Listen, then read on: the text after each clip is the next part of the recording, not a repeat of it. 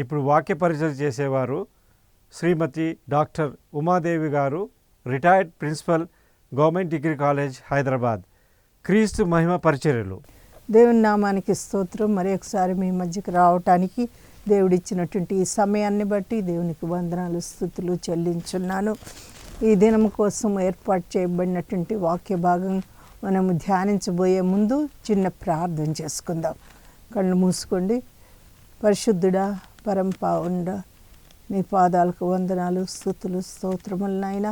ఈ సమయం మాకు అనుగ్రహించినావు నా తండ్రి. మరి నాయన వినగలిగినటువంటి చెవుల్ని, వినేటువంటి వారిని, చూచేటువంటి వారికి కావలసినటువంటి నేత్రదానాన్ని అనుగ్రహించమని వేడుకొంచున్నాను. చెప్పగలిగినటువంటి మరి నోటిని నాకు అనుగ్రహించండి. నా నాలుకను ముట్టండి నాయన. నీ పరిశుద్ధమైనటువంటి దివ్యమైనటువంటి వాక్యాన్ని నాయన ఉచ్చరించగలిగేటువంటి శక్తి, భయం లేకుండా నాయన భక్తితో నీ యొక్క వాక్యాన్ని ధ్యానించగలిగేటట్లు, ఇతరులకు చెప్పగలిగేటట్లు నీ సహాయం అందించమని వేడుకొంచున్నాను. మరి ఒకసారి నాయన నీ యొక్క పరిశుద్ధ నడిపింపు మాకు అనుగ్రహించి మా చుట్టూ ఆవరించి ఉండి నీ నడిపింపు దయచేయమని యేసు అతి పరిశుద్ధమైనటువంటి నామాన్ని బట్టి అడిగి వేడుకొంచున్నాను మా తండ్రి. ఆమేన్. నేటి దిన ధ్యానానికి ఏర్పాటు చేయబడినటువంటి అంశము, నీ చేతిలో ఉన్నది ఏమిటి? నీ చేతిలో మన చేతిలో ఏదో ఒకటి ఉంటుంది. సెల్ ఫోన్ ఉంటుంది, లేదా న్యూస్ పేపర్ ఉంటుంది. అలా కాదు, ఇక్కడ నీ చేతిలో ఉన్నటువంటిది ఏమిటి అనేటువంటి వచనము నిర్గమకాండము 4వ అధ్యాయము మరి 2వ వచనములో ఉంది. చూడండి, నిర్గమకాండము 4వ అధ్యాయము 2వ వచనంలో ఉంది. 2 నుంచి 17 వరకు మనం చదువుకుందాం. అందుకు మోషే, చిత్తగించుము, వారు నన్ను నమ్మరు, నా మాట వినరు, యెహోవా నీకు ప్రత్యక్షము కాలేదు అందరు అని ఉత్తరం ఇయ్యగా, యెహోవా నీ చేతిలోనిది ఏమిటి అని అతని అడిగను. అందుకతడు కర్ర అన్ను. మొత్తం మిగిలినటువంటి భాగం మీరు చదువుకోండి. మీ దగ్గర బైబిల్ ఉంటే చూసుకోండి. కాబట్టి ఇక్కడ నేను ఈ వాక్యాన్ని తీసుకున్నాను. నీ చేతిలోనిది ఏమిటి అనేటువంటి వాక్యాన్ని తీసుకున్నాను. అంశం అది. మన చేతిలో ఏదో ఒకటి ఉంటుంది. ఏది ఉంటుంది అని మనల్ని మనం పరిశీలించుకోవాలి. అది మనకి అవసరమైందా, మరి దేవుని చిత్తమా? ఆ విధంగా మన చేతిలో ఆ విషయాన్ని, ఏదో ఒక అంశాన్ని లేదా ఏదో ఒక వస్తువుని పెట్టుకోవటము దేవుని యొక్క చిత్తమా, ఇది తెలుసుకోవాలి. మన చేతిలో ఉన్నది ఏంటో, దాని ప్రయోజనం ఏంటో కూడా తెలుసుకోవాలి. ఇక్కడ చేతిలో ఉన్నది ఏమిటి అని చెప్పి మోషేని అడిగినట్లు మనం చూస్తున్నాము. యెహోవా దేవుడు, యెహోవా నీ చేతిలోనిది ఏమిటి అని అతన్ని అడిగను. కాబట్టి ఇప్పుడు మనల్ని ప్రతి ఒక్కరిని కూడా దేవుడు అడుగుతున్నారు, నీ చేతిలో ఏముంది అని చెప్పి. ఇక్కడ ఈ వాక్య భాగాన్ని చూస్తే మనము మన చేతిలో ఉన్న దానితో ఏది కూడా చెయ్యలేం. మోషే కర్ర నా చేతిలో ఉన్నది కర్ర అన్నాడు. కానీ మోషే కర్రతో ఏం చేయలేకపోయాడు. అది దేవుని కర్ర అయినప్పుడే చేయగలగాలి. దానితో చేయాలి అనంటే దేవుడు మనకి అవకాశాన్ని ఇవ్వాలి. ఇతరుల మన దగ్గర ఏమున్నదో దాంతోనే మనము ఏమైనా కానీ చెయ్యాలి. ఇతరుల దగ్గర నుంచి తీసుకుని దాంతో చేయగలగటం కాదు. మన దగ్గర కొంత ధనం ఉందనుకోండి, దేవుని సేవ చేస్తాము. ఆ దేవుని సేవకి వెచ్చించగల, అంతేగాని ఇతరుల దగ్గర అడిగి అప్పు తీసుకుని లేదా వాళ్ళ దగ్గర నుంచి లాక్కుని మనము అనేక రీతిగా మామూలు పద్ధతి ద్వారా కాకుండా ఆ యొక్క డబ్బుని సేకరించడం అనేది అది పాపమే అవుతుంది. లంచం తీసుకోకూడదు. మనము కష్టపడి పనిచేసినటువంటి దాంతోనే దేవునికి అది అంగీకారయోగ్యం అవుతుంది. మరి అర్పణల డబ్బాలో ఒక విధవరాలు వేసినటువంటి కానుకని యేసు ప్రభు మెచ్చుకున్నాడు. చాలా చిన్న కానుక అయినప్పటికి కూడా దాన్ని మెచ్చుకోవటం జరిగింది. కాబట్టి ఈ లోకంలో మనం జీవిస్తున్నప్పుడు ఈ లోక పాపాలకి లోబడి మరి ఈ మన డబ్బు సమకూర్చుకోవాలి అని అనుకోకూడదు. దేవునికి మనం ఇచ్చేది పవిత్రంగా ఉండాలి. కాబట్టి నీ చేతిలో ఏముంది అని అంటే అని అడిగినప్పుడు నా చేతిలో కర్ర ఉందని చెప్పాడు. కర్ర ఏదో ఒకటి మనకి ఉంటూనే ఉంటుంది. కాబట్టి మన చేతిలో ఉన్నటువంటిది, మన దగ్గర ఉన్నటువంటి వస్తువు, లేదా మన ఇంట్లో ఉన్నటువంటి మనం సంపాదించినటువంటి డబ్బుని మరి దేవుని సేవకు వినియోగించుకోవాలి. అప్పుడు దేవుడు మనకి అనేక రకాలుగా తన పరిశుద్ధ నడిపింపు మనకు అనుగ్రహిస్తాడు, ఆశీర్వదిస్తాడు. కాబట్టి ఇతరుల దగ్గరనున్న దాన్ని లాక్కొని చేయకూడదు. నీ కర్ర పనికిరాదు. ఇక్కడ మోసే కర్ర పనికిరాదు, కింద పడవేయి, తోక పట్టుకో. ఇప్పుడు కర్ర దేనికి ఉపయోగపడుతుంది? దేవుని యొక్క కార్యానికి ఉపయోగపడుతుంది అని చెప్పాడు. మనం చదివినటువంటి వాక్యము, నీ కర్ర పనికిరాదు, కింద పడవేయి అంటే అది కింద పడవేయకుండా ఉంటే మోషే కర్ర అవుతుంది. కింద పడవేసిన తర్వాత అది యెహోవా కర్ర అవుతుంది. యెహోవా కర్ర, యెహోవా చిత్తం ప్రకారము అది దేవుని యొక్క కర్ర అవుతుంది. నీ చేతిలో ఉంటే అది మోషే కర్ర అవుతుంది.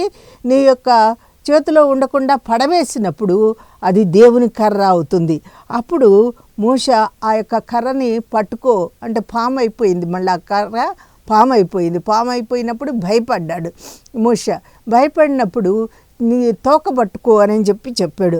ఆ తోక పట్టుకునేటప్పటికి అది మామూలుగా కర్ర అయ్యింది. చేతిలో ఉంటే మోషే కర్ర, చేతిలో లేకుండా దేవుడు చెప్పిన రీతిగా మనం చేస్తే అది దేవుని యొక్క కర్ర అవుతుంది.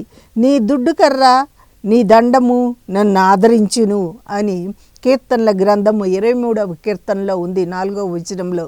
నీ దుడ్డు కర్ర, దండము నన్ను ఆదరించును. దేవుని యొక్క దుడ్డు కర్ర అనేది మనల్ని ఆదరిస్తుంది. అంటే దండము, మనం తప్పు చేసినప్పుడు దండించడానికి కూడా ఆయన దగ్గర ఉంది, శక్తి ఉంది. కాబట్టి ఈ విషయాన్ని మనము ఆలోచించాలి. ఇక్కడ కర్ర ఉంది, కర్రనే ఎందుకు పడేయమన్నాడు దేవుడు అని చెప్పాను కావచ్చు. నీ చేతిలో ఏది ఉంటే అది పడేయి అనే ఉద్దేశంతో నీ చేతిలో ప్రస్తుతము ఏమి ఉంది అని చెప్పి అడగటం జరిగింది. లోకంలో ఉంటే మనకి ఇది కర్ర అవుతుంది. కాకపోతే దేవుని కర్ర ఎప్పుడవుతుంది? కింద పడవేసిన తర్వాతే దేవుని కర్ర అయింది. లోకంలో మామూలుగా మన చేతిలో ఉంటే అది ఒట్టి కర్రే, కానీ పడవేయి అన్న తర్వాత అది దేవుని కర్ర అయింది. అందుకే అద్భుతాలు జరిగినాయి. మత్తయి సువార్త 28:16లో సర్వాధికారము నీ చేతికి ఇవ్వబడుతుంది అని చెప్పాడు. ఈ లోకాన్నంతా కూడా సర్వాధికారిగా నేను వెళ్తున్నాను, ఈ సర్వాధికారము నీకు కూడా, నా బిడ్డవైనటువంటి నీకు కూడా ఇవ్వబడుతుంది అని చెప్పాడు. కాబట్టి ఆయన ఈ సమస్తానికి అధికారి కాబట్టి ఆయన ఏదైనా కానీ చేయగలడు అనేటువంటి విషయాన్ని మనము జ్ఞాపకం చేసుకోవాలి. అందుకే కింద పడవేయమంటే మోషే లోబడి పడవేయటం జరిగింది. లోకంలో ఉంటే కర్ర, కింద పడవేసినప్పుడు దేవుని కర్ర అయిందన్నమాట. కర్రను నమ్మకపోతే నీవు నీ చేతిని నమ్ము అని చెప్పి కూడా అన్నాడు. ఇక్కడ 3 సార్లు మోషే తన యొక్క అసక్తతని వ్యక్తం చేశాడు. దేవుడు ఎంతో ఆశతో మరి మోషేని పిలిచాడు, మోషే కనిపించాడు. ఆ యొక్క ఈ గొప్ప కార్యం చేయటానికి ఆయనకు అవకాశం ఇచ్చాడు. ఏం గొప్ప కార్యము అంటే తన బిడ్డలైనటువంటి ఇశ్రాయేలీయుల్ని ఐగుప్తి బానిసత్వం నుంచి విడిపించి మరి వాగ్దాన భూమికి నడిపించేటువంటి గొప్ప కార్యాన్ని మోషే చేస్తాడు అని చెప్పి మోషేని ఏర్పాటు చేసుకున్నాడు దేవుడు. ఆ పని చేయటానికి ముందు మోషే 3 సార్లు తన యొక్క అనుమానాల్ని వ్యక్తం చేశాడు. ఒకేసారి ఓకే అని చెప్పి అనలేదు దేవుని దగ్గర. 3 సార్లు 3 విధాలుగా వెనక్కి తీయటం, వెనక్కి వెళ్ళిపోవాలని చెప్పి చూశాడు. ఈ పని చేయకుండా వెళ్ళిపోవాలని చెప్పి చూశాడు. కానీ దేవుడు ప్రధానికి కూడా జాబ్ ఇచ్చినట్లు మనం చూస్తున్నాము. 3వ అధ్యాయంలో మనం చూస్తే, ఈ నిర్గమకాండ 3వ అధ్యాయంలో చూస్తే మరి దేవుడు నేను నా యొక్క ప్రజల్ని నడిపించటానికి నిన్ను ఏర్పాటు చేసుకున్నాను అని చెప్పాడు. అయినా కానీ నీవెవరవు అని చెప్పి అన్నప్పుడు ఆ మాట చెప్పకుండా నీ తండ్రి దేవుణ్ణు ఆయన నేను నీ తండ్రి దేవుణ్ణు, అబ్రహాము దేవుణ్ణు, ఇస్సాకు దేవుణ్ణు, యాకోబు దేవుణ్ణు అని చెప్తాడు మోషేతో. అని అనేటప్పటికీ భయపడి ముఖం మీద గుడ్డ కప్పుకున్నట్లు మనం చూస్తాము. అంటే ఆయన తేజస్సు తన తండ్రి లేదా అబ్రహాము యొక్క దేవుడు, ఇస్సాకు దేవుడు, యాకోబు దేవుడు, నీ తండ్రి దేవుడిని అని అనేటప్పటికీ ఆయనకి భయం వేసింది. అంటే ఆయన గొప్ప దేవుడు అనేటువంటి విషయము తెలుసు, సర్వోన్నతుడు, సర్వాధికారి అనేది తెలుసు. ఆ భయంతో ఆ యొక్క వెలుగును చూడలేక ముఖం మీద గుడ్డ వేసుకున్నాడు. తన ముఖమును కప్పుకొని దేవుని వైపు చూడవరచెను. కాబట్టి దేవుడు మాట్లాడుతున్నప్పుడు దేవుని వైపు చూడలేకపోయాడు. మనం కూడా కొన్ని కార్యాలు, నేను కూడా ఈ కార్యము చెయ్యాలి అని అంటే ఎన్నోసార్లు ఏదో విధంగా తప్పించుకోవాలని చూస్తాను. కానీ దేవుని నడిపింపు ఉంటుంది. ఇది దేవుని నడిపింపు అని చెప్పి తెలుసుకోలేకుండా వెనకపోవటం జరుగుతూ ఉంటుంది. అట్లాగే మోషే కూడా మరి ఇంక భయపడి ముఖం కప్పుకున్నాడు. కప్పుకొని దేవుని వైపు అంటాడు, మరి దేవునితో అంటాడు, నేను వారిని నడిపించటానికి దిగివచ్చి ఉన్నాను అని అంటే, నన్ను ఫరో యొద్దకు పంపటానికి, ఫరో యొద్దకు వెళ్ళటకు, ఇశ్రాయేలీలను ఐగుప్తులో నుండి తోడుకొని పోవుటకు ఎంతటి వాడనని దేవునితో అన్నాడు. ఇది రెండోది. మొట్టమొదటి ముఖం కప్పుకున్నాడు, ఆయన వైపు చూడలేకపోయాడు, కిందకు చూస్తూ ఉన్నాడు. రెండోసారి ఏమన్నాడు అంటే, నేను ఇశ్రాయేలీల్ని ఫరో దగ్గర నుంచి విడిపించి తీసుకెళ్ళటానికి నేను ఎంతటి వాడను అంటే, నేను చాలా బలహీనుడు, నేను ఆయన ముందు నిలబడలేను, నేను చెయ్యలేను అని చెప్పి అన్నాడు. అన్నా కానీ దేవుడు వదిలిపెట్టలేదు. నిన్ను ఏర్పాటు చేసుకున్నాను కాబట్టి నిశ్చయముగా నేను నీకు తోడై ఉంటాను అని కూడా వాగ్దానం చేశాడు. అయినప్పటికీ మళ్ళా దేవుడిని అడుగుతాడు, మరి నేను నా ప్రజల దగ్గరికి వెళ్ళినప్పుడు నీ నామం ఏంటి అని అడుగుతారు, నీ నామం ఏంటి అని చెప్పి అడుగుతాడనమాట. అదే మాట దేవుడిని అడుగుతాడు. నేనేమని చెప్పేని, నువ్వు ఏ దేవుడు అని చెప్పేని అని చెప్పి అంటాడు. నేను ఉన్నవాడను అనువాడను అని చెప్పాడు దేవుడి పేరు. ఉన్నవాడను అంటే ఆయన ఉన్నవాడు, ఎప్పుడు కూడా ఉన్నవాడంటే రిచ్ కాదు. ఆయన సమస్త కాలాల్లో సర్వ విషయాల్లో ఆయన ఉంటాడు. ఆయన ఉన్నటువంటి దేవుడు, ఈ సమస్త సృష్టిని చేసినటువంటి దేవుడు. నేను ఉన్నవాడును అను దేవుడు అని చెప్పి ఇక్కడే మనకి ఎక్కడ లేదు ఈ పదము, ఉన్నవాడును అను దేవుడును అని చెప్పి నిర్గమకాండంలో మోషేకి ఆ మాట చెప్పాడు. తర్వాత మళ్ళా నీ యొక్క పితరుల దేవుడిని ఎల్లప్పుడూ నా పేరు ఇదే, అబ్రహాము దేవుడు, ఇస్సాకు దేవుడు, యాకోబు దేవుడు, నీ పితరుల దేవుడు అనేటువంటి పేరే నాకు ఉంటుంది, నిత్యము అదే పేరు ఉంటుంది అని కూడా చెప్పాడు. ఇంత చెప్పినా కానీ మరి మోషే వెనకంజ వేస్తూ ఉన్నాడు. మరి ఇక్కడ 4వ అధ్యాయములో మనం చూస్తాము, ప్రత్యక్షము కాలేదందరు, యెహోవా నీకు ప్రత్యక్షము కాలేదందరు, నా మాట వినరు అని చెప్పి అంటాడు. అంటే నేను నోటి మాంద్యము కలిగినటువంటి వాడని, నాలుక మాంద్యం కలిగినటువంటి వాడిని అని చెప్పి అంటాడు. నేనేం మాట్లాడలేను అని అంటాడు.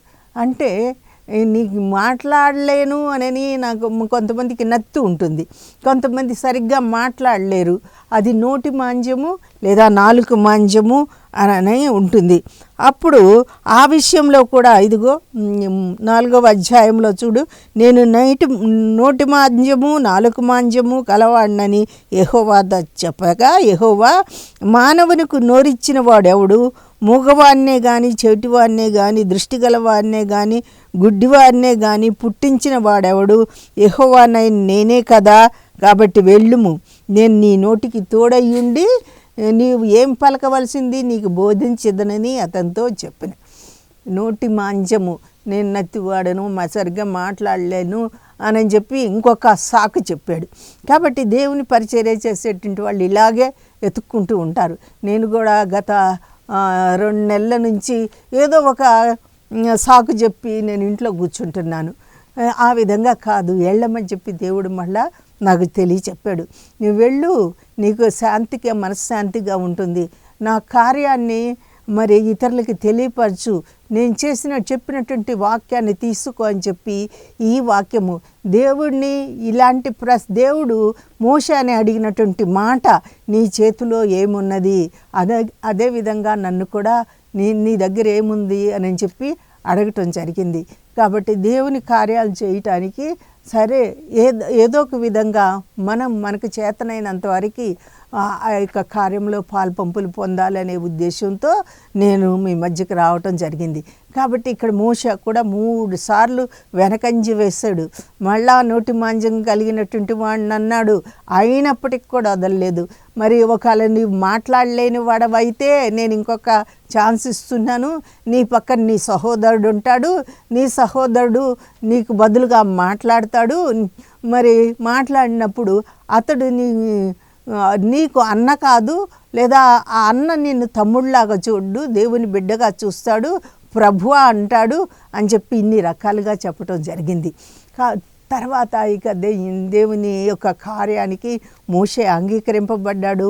మోషే ఎంత గొప్ప నాయకుడు అయ్యాడంటే ఆయన్ని ప్రవక్త అని మొట్టమొదట దేవుడు పిలవటం జరిగింది. కాబట్టి ఈ కర్ర కింద వేస్తే వాళ్ళు నమ్మరేమో, పాము అయినా కానీ నమ్మరేమో, అదే జరిగింది. ఫరో దగ్గరికి వెళితే మళ్ళీ ఫరో తన దేశంలో ఉన్నటువంటి మంత్రగాళ్ళని పిలిపిస్తే వాళ్ళు కూడా కర్ర కింద వేసినట్టునే పాము అయిపోయింది.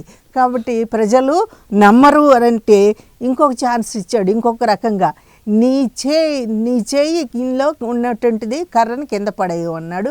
అది ఫెయిల్ అయింది. తర్వాత నీ చేయి రొమ్మున ఉంచుకొనుము అన్నాడు. ఈ చెయ్యి ఒకవేళ ఆ కర్రను నమ్మకపోతే నువ్వు నీ చెయ్యిని నమ్ము, నీ శరీరంలో భాగము చెయ్యితో నీ యొక్క హృదయం మీద రొమ్మున పెట్టుకో అని చెప్పి అంటాడు. అప్పుడు బయటకు తీసినప్పుడు ఆ చెయ్యి కుష్ఠరోగం కలిగినట్లు ఆ విధంగా అయ్యిందనమాట. మళ్ళీ నీ చెయ్యి అక్కడ పెట్టుకో, రొమ్మును ఉంచుకో అని చెప్పి పెట్టిన తర్వాత మళ్ళీ తీస్తే మామూలుగా అయింది. కాబట్టి అక్కడ మనం తెలుసుకోవాల్సింది ఏంటి, మనం ఒకవేళ ఆ కర్రను నమ్మలేకపోతే మన చెయ్యిని, మన శరీరంలో భాగాన్ని మనము నమ్మాలి.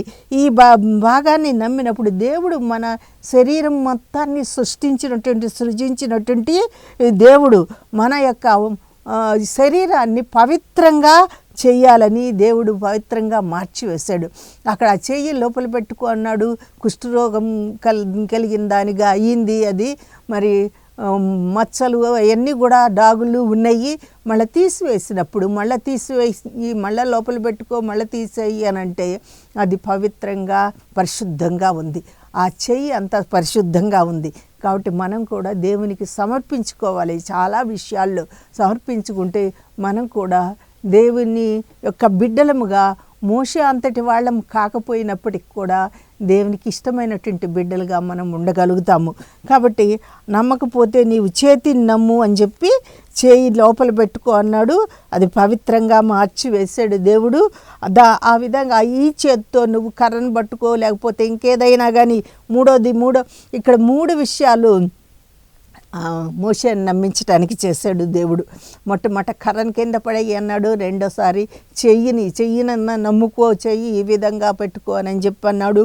మూడోసారి నీ చేత్తో వెళ్ళి పక్కన నది ఉంది, దాన్ని తీసుకుని నీళ్లు తీసుకో అన్నాడు.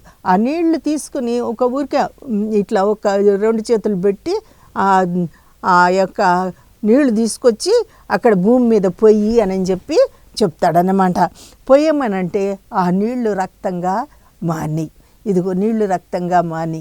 కాబట్టి నీ కర్రకి మంచి అధికారం ఉంటుంది, పవర్ వస్తుంది, దేవుని యొక్క శక్తి వస్తుంది. నీ చేతికి దేవుని శక్తి వస్తుంది. నీ చేతితో ఏం చేస్తే అది దేవుని అద్భుతాలు చేస్తాడు.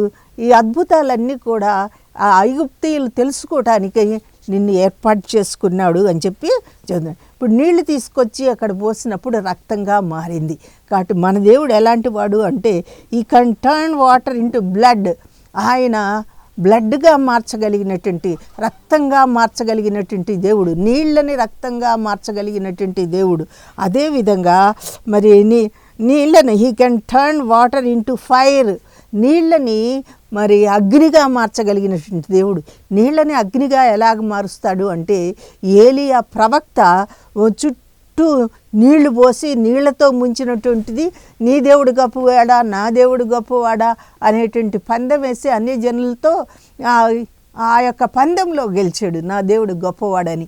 చుట్టూ మరి ఆ యొక్క అగ్ని లేకుండా నీళ్లతో తడిపినటువంటి ఒక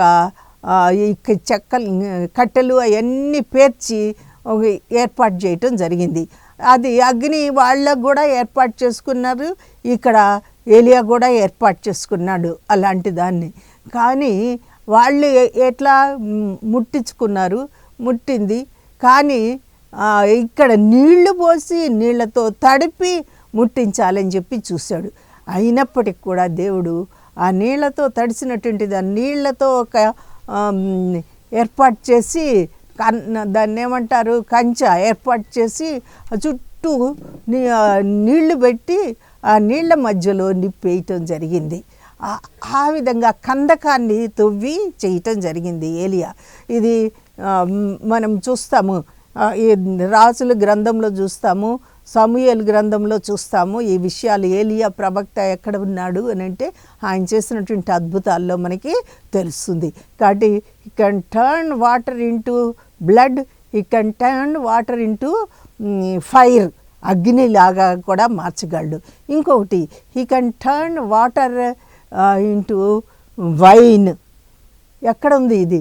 యోహాను సువార్తలో మనము యేసు ప్రభు మరి నీళ్ళని ద్రాక్షారసంగా మార్చాడు అని. కాబట్టి దేవునికి ఎలాంటి అసాధ్యమైనది ఏదీ లేదు, ఏదైనా చేయగలడు అనేటువంటి విషయాన్ని మనము గమనించుకోవాలి. ఆయన ఏదైనా చేయగలడు. కాబట్టి మనము ఈ విధంగా గుర్తుంచుకుని మనం అందరం పాపులమే, మన పరిశుద్ధులం కాదు. అయినప్పటికీ పాపము కుష్ఠానికి కన్నా భయంకరమైంది. అంటే కుష్ఠరోగి కన్నా, కుష్ఠం వచ్చినటువంటి వాడికన్నా పాపం భయంకరమైనటువంటిది. ఈ పాపభీతి మనకి ఉండాలి, పాపాన్ని దగ్గరికి రానివ్వకుండా ఉండాలి. దేవుడు మనల్ని పవిత్రులుగా చేయాలి అని చెప్పి God wants us to transform our body. ఎవరిని తోసేసేటువంటి కాదు, మన యొక్క శరీరాన్ని ట్రాన్స్ఫార్మ్ చేయగలిగినటువంటి శక్తి ఆయనకే ఉంది. శరీరంలో బలహీనతలు ఉండొచ్చు, ఏ జబ్బు ఉండొచ్చు, వ్యాధి ఉండొచ్చు, వాటన్నిటికీ స్వస్థతనిచ్చేటువంటి దేవుడు గొప్ప దేవుడై ఉన్నాడు. ఎవరిని తోసివేసేటువంటి దేవుడు కాదు.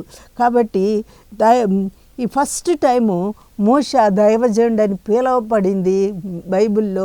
ఫస్ట్ మోషేనే, ఆయనే ప్రవక్త, ఆయన దైవజనుడు అని పిలువబడ్డాడు. అంతేకాదు ఆయన బలం లేనటువంటి వాడు, నత్తివాడు, మాట్లాడలేనటువంటి వాడు. అయినా కానీ ఆయన్ని దేవుడు గొప్ప నాయకుడిగా చేశాడు. అంత గొప్ప నాయకుడిగా చేసినప్పటికి కూడా ఆయన చాలా సాత్వికంగా ఉన్నాడు. సాత్వికంగా ఉన్నట్లు దేవుడు ఆయన గురించి సాక్ష్యం ఇచ్చాడు. సంఖ్యాకాండము 12వ అధ్యాయము 3:7 మనం చూస్తాము. సంఖ్యాకాండము 12వ అధ్యాయము 3:7 దేవునికి ఈయన చాలా నా యొక్క సేవకుని మీరు అక్కడ ఏం జరిగింది అని అంటే ఆయన వివాహం చేసుకున్నాడు. వివాహం చేసుకుంటే ఆ వివాహం అనేది నచ్చలేదు ఎవరికి?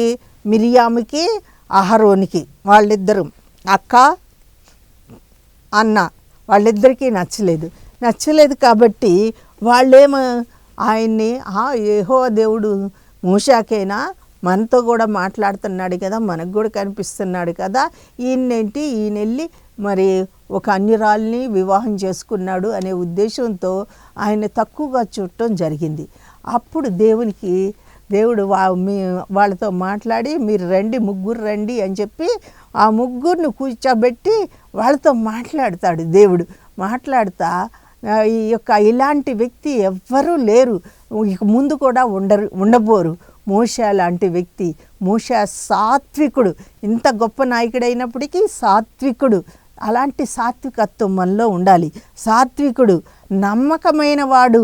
సాక్ష్యం ఆ విధంగా ఇచ్చాడు దేవుడు. నమ్మకమైనటువంటి వాడు, నన్ను నిదానించి చూచు మాట్లాడతాడు. ముఖాముఖిగా మాట్లాడిన వాడు ఎవ్వరూ లేరు. నాతో నేను వాళ్ళకి వేరేగా కనిపిస్తాను కానీ వెలుగులాగా కనిపిస్తాను, కానీ నన్ను ముఖాముఖిగా చూసి మాట్లాడేవాడు మోషే మాత్రమే. నేను ఏ రూపంలో ఎవరికి కనిపించినప్పటికీ అస్సలు దేవుడుగా మోషే చూస్తాడు, నిదానించి చూడటము జరిగింది. ఈ విధంగా ఇవన్నీ కూడా మనం చూసినప్పుడు మనము దేవుని యొక్క పరిచర్యలో వెనకంజ వేయకూడదు. మోషేలాగా మోషే ఏ విధంగా తాను వెనక్కపోవాలని చెప్పి తప్పుకోవాలని చెప్పి అనేక మార్లు ప్రయత్నం చేసినప్పటికీ దేవుడు ఆయనకి ధైర్యాన్ని శక్తిని ఇచ్చి అన్ని సంవత్సరాలు వాళ్ళని అరణ్య మార్గంలో నడిపించి మనం మోషే గురించి ఇంతకుముందు కూడా మాట్లాడుకున్నాం. ఇంత గొప్ప ప్రవక్త దేవుని బిడ్డ అయినప్పటికీ చివరికి ఒక విషయంలో దేవునికి కోపం వచ్చింది, ఒక శిక్ష విధించాడు అని. మానవ మాత్రులు, మనం కూడా బలహీనము, తప్పులు చేస్తూ ఉంటాము. అయినప్పటికీ కూడా దేవుణ్ణి మనము మన పాపాలు ఒప్పుకుని దేవుణ్ణి అడగాలి. ఆయన మనల్ని క్షమిస్తాడు, ఆయన బిడ్డలుగా చేసుకుంటాడు అనేటువంటి విషయాన్ని మనము జ్ఞాపకం చేసుకోవాలి. ఈ యొక్క మోషే వెనకంజ వేసాడు సేవ చేయటానికి, దేవుని పరిచర్య చేయటానికి. దేవుడు చెప్పినటువంటి మాటను విని 3 రకాలుగా అనుమానాలు వ్యక్తం చేశాడు. మనం కూడా అలాగే చేస్తూ ఉంటాము. దేవుడు మళ్ళీ 3 రకాలుగా ఆయనకి ధైర్యం వచ్చేటట్లు ఆయన కర్రని చేతుల్ని వాడుకున్నాడు, వాటి ద్వారా నీళ్ళని కూడా వాడుకున్నాడు. ఈ 3 అద్భుతాల ద్వారా ఆయనకి ధైర్యం ఇవ్వటం జరిగింది. కాబట్టి మన దేవుడు వెనకంచి వేసే దేవుడు కాదు, ధైర్యం ఇచ్చేటువంటి దేవుడు. నా జీవితంలో కూడా ఇలాంటివి జరుగుతూనే ఉంటాయి, కానీ దేవుడు నడిపించటం జరుగుతుంది. మరి ఈ విధంగా మీరు కూడా మరి అనేకమైనటువంటి వ్యాధులతో బాధపడుతూ ఉన్నప్పుడు దేవుని వైపు చూడండి, దేవుడిని అడగండి, ప్రార్థించి అడిగినప్పుడు ఆయన వెనకబడేటువంటి దేవుడు కాదు. మనల్ని నమ్మి మనల్ని ప్రేమించి కనికరంతో చూసేటువంటి దేవుడు. ఎందుకంటే ఆయన బిడ్డలము, ఆయన సృష్టి కాబట్టి. ఈ పరిశుద్ధ వాక్యాన్ని దేవుడు దీవించుగాక. చిన్న ప్రార్థన చేసుకుందాం.